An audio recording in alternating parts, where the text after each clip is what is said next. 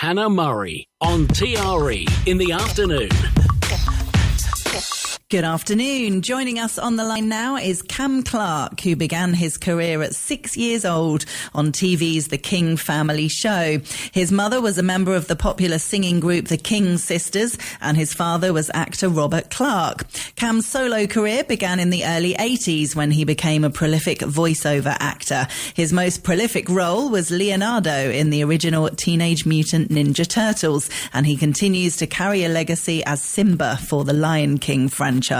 His book is Now They're All Here, The King Family, over 100 years of entertainment from America's first family of song. Welcome to the show, Cam. And you got that all perfectly right. Yay! How about that? That's Thanks good. for having me. Oh, it's a pleasure. Thanks so much for joining us. And my goodness, 100 years of entertainment. I mean, let's start with your beginning to first start your career at the age of 6. I mean, you're obviously born into an entertainment family. It was an obvious path for you, I suppose. Yeah, well, the whole thing with me was I don't know if fluke is the right word, but as you mentioned, my mom's, and I say moms plural because they're kind of interchangeable. They were famous singers during the war. The war. I sound like my mom. World War II. It was always the war. And in the early 60s, they were asked to do a benefit for a fundraiser. And my Aunt Yvonne went, here's a wacky idea. Why don't we bring the kids along? And it was literally just that. And let's have the in-laws and ba-ba-ba. And she had it filmed, like the college film department, with some no big deal and camera. And we weren't like lit. We were lit for a stage event at a college, what do you call it? Gymnasium kind of thing. Yeah. She took it to a buddy of hers at ABC, and he said, I'm going to get you a booth down in San Francisco, an editing room. And I need you to cut this to an hour. This is really good, and I will present it. And ABC said, after seeing this crude hour, cut to an hour, they said, how soon can we get a pilot? And that was kind of it. And we never looked back and pretty much worked all the time after that as just a zany idea for this one-off. And so it's thanks to my Yvonne that I had this illustrious adventure as a child performer. Yeah. And did you still go to school and everything, or how did that work? We'd be in studio school, which, for those who may not know, that's a makeshift school on set or in, a room next to the set or something like that. So there was that, as well as when we weren't performing, we were either on the road, summer tours, stuff, or we're in public school. So it was a lot of back and forth. Yeah. And obviously, as a child, you only know what you know. That was your normal. Oh. But did you feel like you were kind of special and your family was special and it was really exciting what was happening? Or was it just normal? It was just the opposite in that, well, wait, don't all families do this? I mean, not the TV part, but what you see on the old clips, or if you've been familiar with the show, is really just lifting our home life and putting it on the air, because there was just music constantly and just singing whenever. The moms were always rehearsing, and we kids would just be, playing with our toys under the piano. And they didn't know if we little kids, because there was about 16 cousins. There was the teenagers and then like 7 little kids. They didn't know what we could do. And it was kind of like, well, they're cute little monkeys, how bad can it be? And they had me sing Thank Heaven for Little Girls from the musical Gigi. Yeah. At 6. And yeah, I just thought this was the way it was. And it wasn't until it ended that we called ourselves hothouse babies because we had this amazing upbringing, all of us kids, and we're quite prepared for life outside of the greenhouse. So, too much sun. Ooh, it's too much frost. Let me back inside. Yeah, I mean, as well as the weather and things, it must have been strange. I don't mean interacting with other people as if you didn't, but if you were spending that much time with your family, both at home and also professionally at work during the day, I guess you didn't get to have a lot of normal friends and spend time with people outside of the family, did you? Most time was with the family, but because I was also in public school, I had a good set of friends. There was also teasing from public school kids.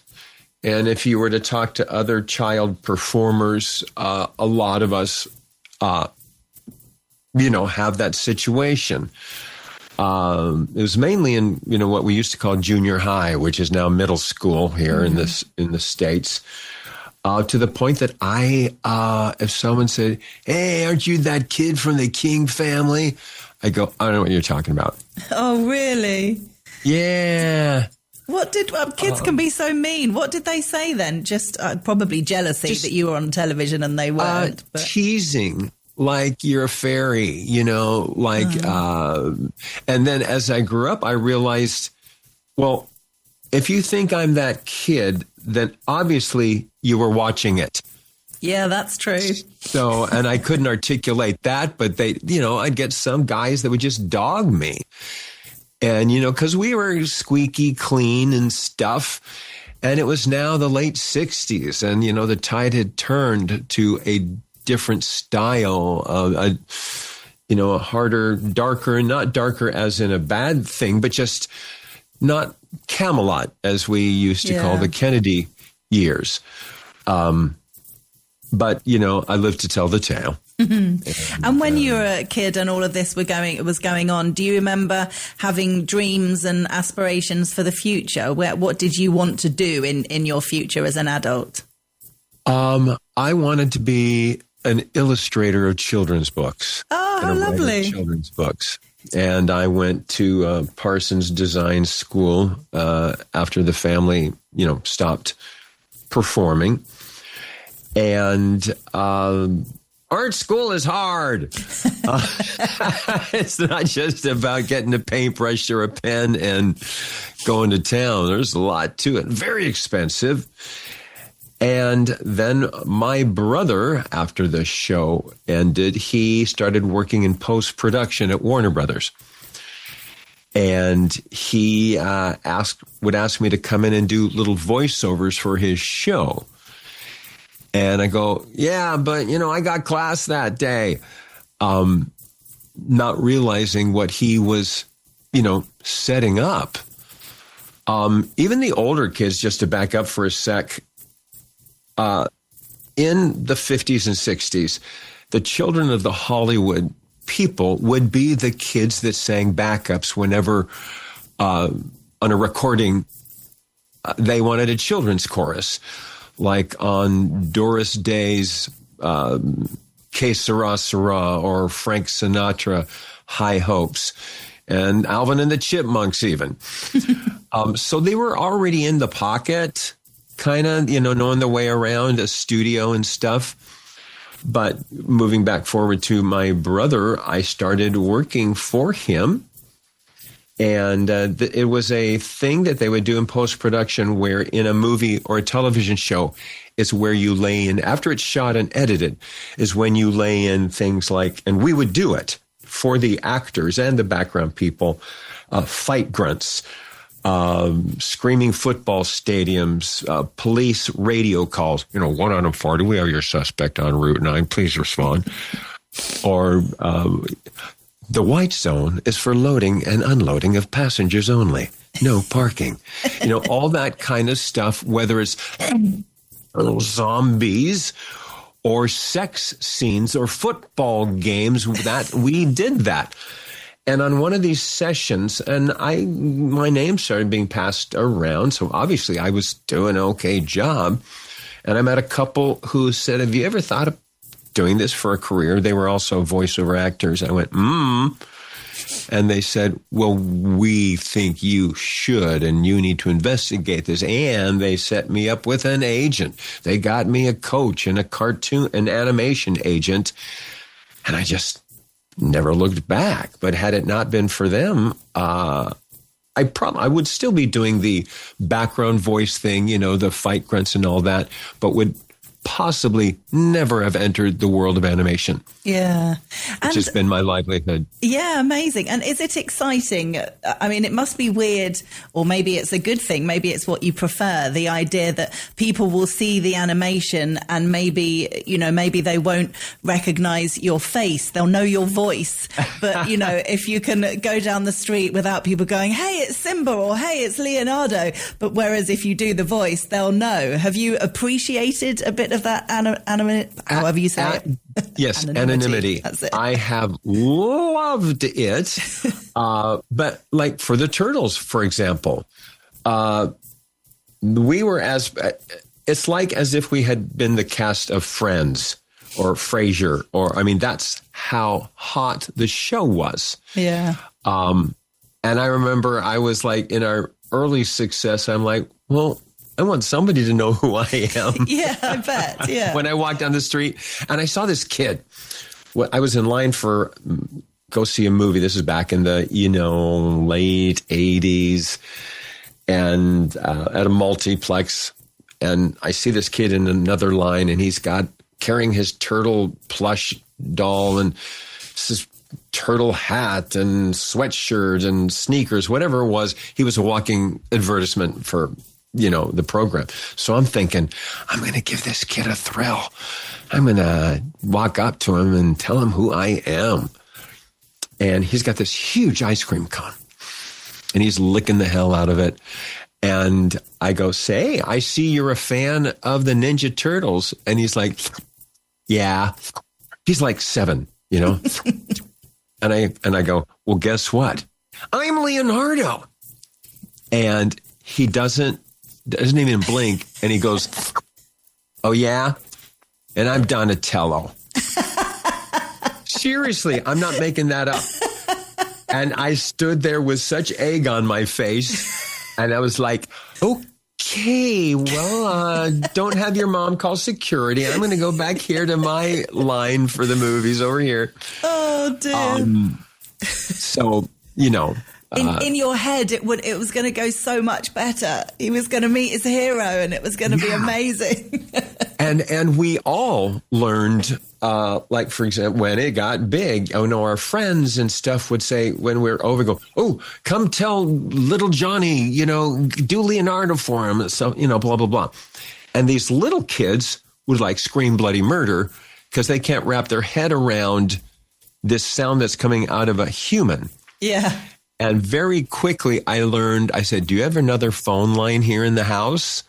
I will call them.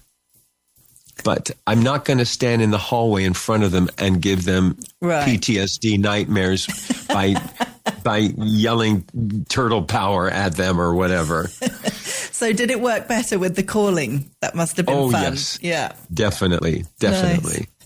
And tell us about your Simba journey. Yeah, Matthew Broderick, who was the original voice of Simba, did not want to continue. And I had recorded 4/5 of the second movie called Simba's Pride. And then he changed his mind. Typical, it's a Hollywood tales. Yeah. So I'm at Disney recording, and one of the guys walks into this huge room where we were recording and tells me just that. But then he says, but we prefer your singing voice. Right. So I sang the theme song and have been Simba ever since. But I never would have, and still don't consider myself a mimic, but for some reason, Matthew Broderick, Kiara, why don't you want to be queen? Well, that's like saying you don't want to be a lion. We are all part of the circle of life. And I love that. So that's been a lovely, lovely road.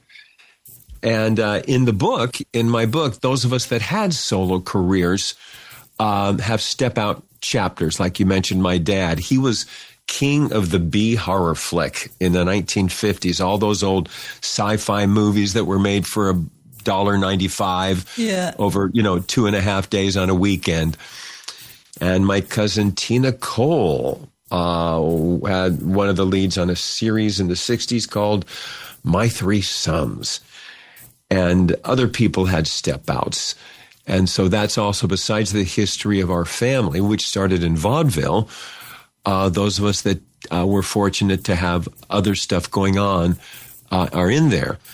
And this book spans, it spans, like you said, 100 years of American entertainment, from vaudeville through radio, big band, swing, pop, all the way up. And some of your people listening would know the indie rock band Arcade Fire. Yes. Which they are my uncle's, one of the King sisters, grandkids. Wow. Hold on, I'm going to sneeze.